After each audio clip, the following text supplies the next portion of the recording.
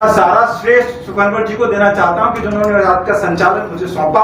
काबिश हैदरी साहब जो उस्ताद शायरों में गिने जाते हैं, जिनकी लेखनी अलग है, उन्हीं के दो मिसरे देते हुए उनको सर को काव्य पाठ उनके उद्बोधन के लिए, उनके चर्चा के लिए मंच पर आमंत्रित करता हूं। उन्हीं के मिसरे हैं। देखिए कि खुदकुशी जुर्म है, ये कहकर सजा देते हैं। खुदकुशी जुर्म है, ये कहकर सजा देते हैं, लोग मरने भी नहीं देते आराम के साथ। जोरदार तालियों से काबिश हैदरी सर का स्वागत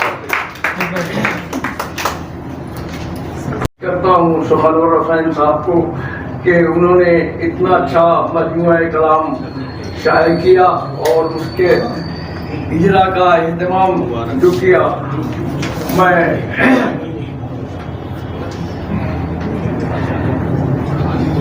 चंद बातें आपके सामने फिक्र रखना चाहूँगा और बाकी जहाँ तक शेर व शायरी का सवाल है, उर्दू अदब में जितने भी असनाफ सुखन हैं, मसलन गज़ल, नज़्म, कसीदा, मसनवी, मुसद्दस, मर्सिया, कतार, रुबाई वगैरह वगैरह जितने भी वो हैं, उन सब में सबसे ज़्यादा मकबूल सिन्फ जो है वो है गज़ल। गज़ल बहुत मकबूल सिन्फ है और उसकी मकबूलियत का ये आलम है कि आज दुनिया की तकरीबन तमाम ज़बानों में गज़ल कही जा रही है। तकरीबन तमाम ज़बानों में गज़ल कही जा रही है। हर कसो नाकस जिसको भी देख तो जो भी शायर बनता है वो गज़ल ज़रूर कहता है पहले, और उसी से उसकी इब्तिदा होती है। जहाँ तक मैं समझता हूँ इसकी सबसे बड़ी वजह ये है कि ये गज़ल की तकनीक जो है, जिसमें रदीफ काफिया होता है, जिसका हर शेर एक अलग मफहूम रखता है, अलग पैगाम देता है, तो इसकी वजह से इसमें जो तनाव है, कहना चाहिए जो अलग अलग मजमून बांधे जाते हैं हर शेर में, उसकी वजह से ये बहुत मकबूल हुई है गज़ल। और गज़ल की रदीफ काफिया से जो एक नगमगी पैदा होती है, एक नगमगी जो पैदा होती है, ये भी इसकी वजह है कि जो गज़ल इतनी मकबूल हो रही है। मगर उर्दू फारसी के अलावा दीगर ज़बानों में उसूल और कवायद वो उसके लवाज़मात का एहतराम नहीं किए गए। तमाम ज़बानों में गज़लें कही जा रही हैं, लेकिन उसके जो लवाज़मात हैं, जो उसके वो होते हैं महासिन, यानी खूबियाँ कहते हैं, और रदीफ काफिये की पाबंदी बहुत सारे लोग नहीं करते, लेकिन पसंद करते हैं गज़ल को। भले वो गज़ल के अंदाज में पूरा न कर सकें, उसका पूरा वो ना हो सके, तो दुनिया की तमाम ज़बानों में गज़ल कही जा रही है। मगर उर्दू और फारसी के अलावा दीगर ज़बानों में उसूल व कवायद वो लवाज़मात का एहतराम नहीं किया जा रहा है। उर्दू अदब में भी गज़ल फारसी ज़ुबान से आई है। चूँकि उर्दू ज़बान में अरबी और फारसी के अल्फाज की कसरत से इस्तेमाल किए जाते हैं, इसलिए उर्दू में इन ज़बानों के अल्फाज की शीरीनी काफ़ी लुत्फ देती है।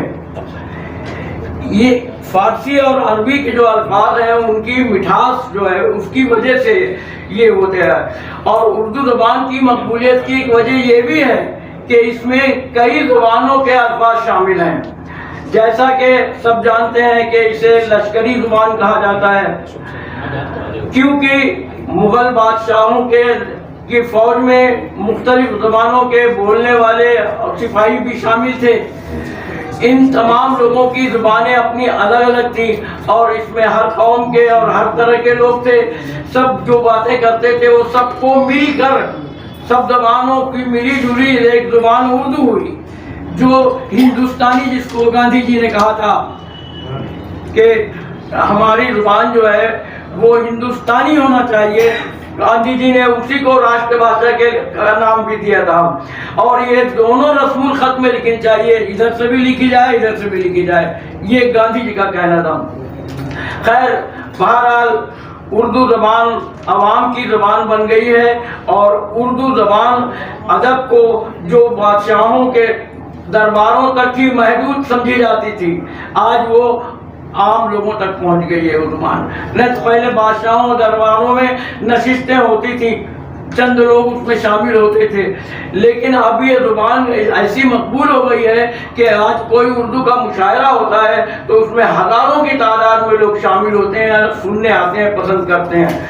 اور غزل جو ہے پہلے وہ حسن و عشق تک محدود تھی, زلف, کنگھی, چوٹی یہاں تک ہی محدود تھی, لیکن آج اس زبان میں اب یہ محدود نہیں تھا. پہلے محدود جو تھی اب نہیں ہے. اسی کی مقبولیت کا عالم یہ ہے کہ اب کنگھی, چوٹی اور یہ ہجر و وصال اس کی قید سے یہ زبان باہر نکل چکی ہے. آج اس میں ہر طرح کی مضامین باندھے جا رہے ہیں.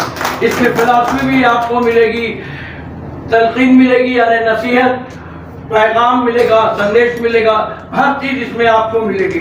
دیکھیے تو حسن و قید اور عشق و ہجر و وصال کی قید سے یہ زبان جو ہے آزاد ہو کر اب زندگی کے تمام لوازمات کی ترجمانی بن گئی ہے.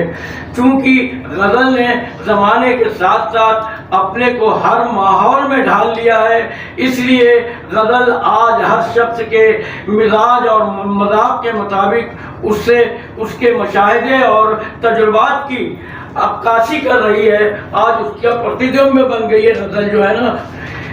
اور اس کے علاوہ دیکھیے میرا کہنا یہ ہے کہ آج غزل میں جو باتیں کہی جا رہی ہیں نا, اس کے لیے میں ایک شعر صرف کہوں گا کہ کہانی میری روداد جہاں معلوم ہوتی ہے, کہانی میری روداد جہاں معلوم ہوتی ہے, جو سنتا ہے اسی کی داستان معلوم ہوتی ہے.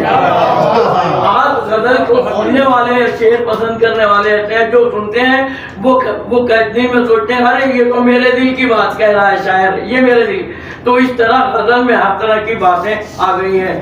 اس تناظر کے پیش نظر اپنی بات پر آتا ہوں کہ اس تناظر کے پیش نظر سخنور حسین سخنور کا مجموعہ کلام ایسا ہے جس میں غزل کے تمام لوازمات شامل ہیں.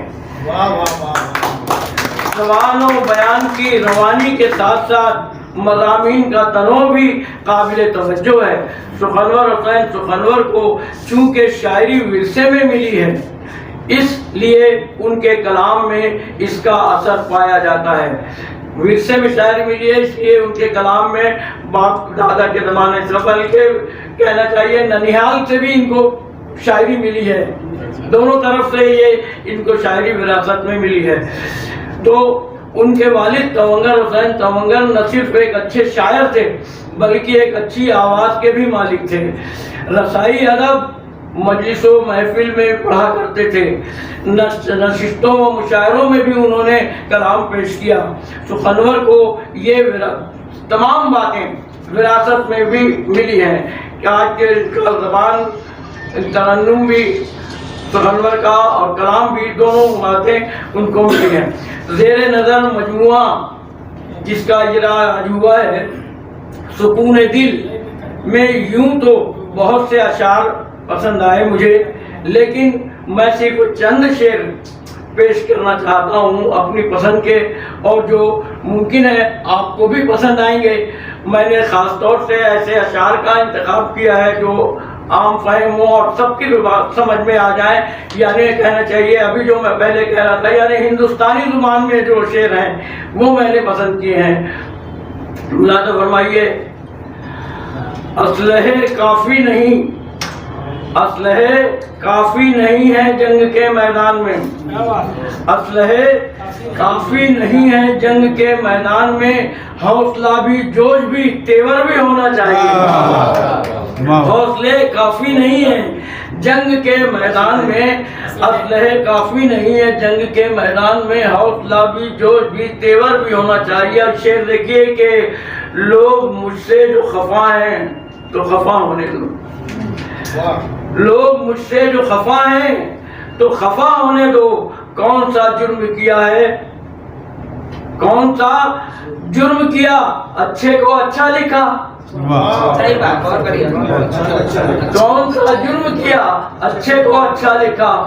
اور شعر دیکھیے کہ اس کا بھی ظالموں کی صفوں میں شمار ہے, اس کا بھی ظالموں کی صفوں میں شمار ہے جو ظلم کے خلاف کبھی بولتا نہیں.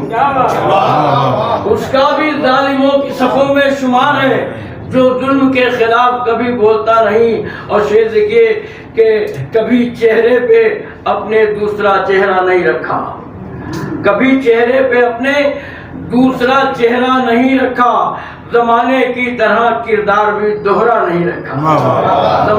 آج زمانے میں دوہرے کردار والے بہت ملیں گے, زمانے میں کبھی کردار بھی. امن عالم کے لیے ہوتا ہے خطرہ پیدا, وشو شانتی کے لیے امن عالم کے لیے ہوتا ہے خطرہ پیدا, ہاتھ کم ظرف کے جب جاہو حشم آتے ہیں, ہاتھ کم ظرف کے جب اقتدار آ جاتا ہے, حکومت آ جاتی ہے, طاقت آ جاتی ہے, ہاتھ کم ظرف کے جب جاہو حشم آتے ہیں اور سلطنت ظالموں مغرور کی مٹ جاتی ہے, سلطنت ظالموں مغرور کی مٹ جاتی ہے, تیغ کے سامنے جب اہل قلم آتے ہیں, سلطنت جابر و مغرور کی مٹ جاتی ہے, ہاتھ کم ظرف تیغ کے سامنے جب اہل قلم آتے ہیں. کم لباسی جو تھی کل عیب, وہ کل لباسی جو تھی کل عیب وہ اب فیشن ہے. آج کے زمانے میں ہم دیکھ رہے ہیں کہ آدمی کتنا جو اپنے آپ کو بے لباس بناتا جا رہا ہے, جتنا زیادہ مطلب عریانیت ہو اتنا زیادہ فیشن مانا جاتا ہے. کم لباسی جو تھی کل عیب وہ اب فیشن ہے, ایسا لگتا ہے یہ کپڑا بھی اتر جائے گا. اگر یہی حال رہا عریانیت کا تو یہ ایسا لگتا ہے یہ کپڑا بھی اتر جائے گا. اور دو شعر اور سماعت فرما لیجیے, اس کے بعد میں اپنی بات ختم کرنا چاہوں گا. بہرحال کہ مجھے یقین ہے ایسا ضرور ہے کوئی, عقیدے کا شعر ہے یہ ہمارے کہ آج دنیا جو ٹکی ہوئی ہے کوئی نہ کوئی ایسا ہے جس کی وجہ سے ہے, ایسا پاورفل کوئی آدمی ہے جس کی وجہ سے دنیا ٹکی ہے.